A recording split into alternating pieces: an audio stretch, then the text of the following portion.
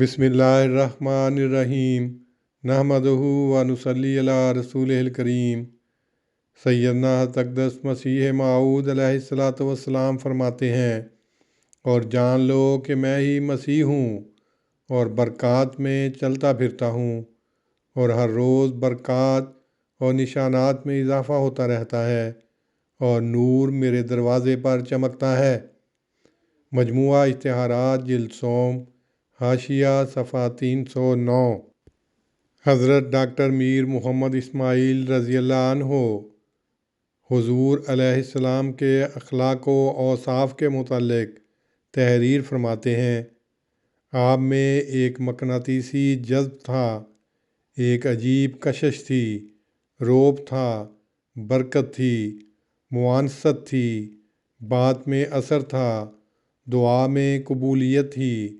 خدام پروانہ وار حلقہ باندھ کر آپ کے پاس بیٹھتے تھے اور دلوں سے زنگ خود بخود دھلتا جاتا تھا۔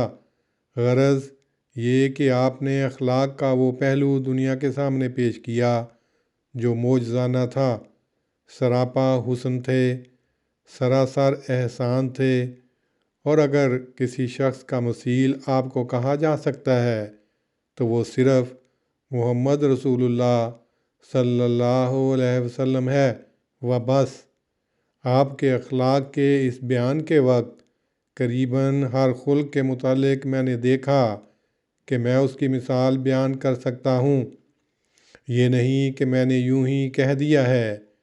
میں نے آپ کو اس وقت دیکھا جب میں 2 برس کا بچہ تھا، پھر آپ میری ان آنکھوں سے اس وقت غائب ہوئے جب میں 27 سال کا جوان تھا، مگر میں خدا کی قسم کھا کر بیان کرتا ہوں کہ میں نے آپ سے بہتر، آپ سے زیادہ خلیق، آپ سے زیادہ نیک، آپ سے زیادہ بزرگ، آپ سے زیادہ اللہ اور رسول کی محبت میں غرق کوئی شخص نہیں دیکھا۔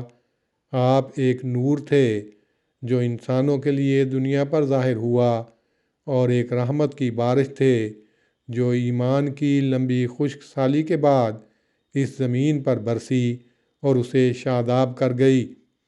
اگر حضرت عائشہ نے حضرت صلی اللہ علیہ وسلم کی نسبت یہ بات سچی کہی تھی کہ کانا خلقہ القرآن، تو ہم حضرت مسیح موعود علیہ السلام کی نسبت اسی طرح یہ کہہ سکتے ہیں کہ کانا خلقہ حب محمد و اتباعہ علیہ الصلاۃ والسلام۔ تاریخ احمدیت جلد دوم، صفحہ 597۔ وآخر دعوانا ان الحمد للہ رب العالمین۔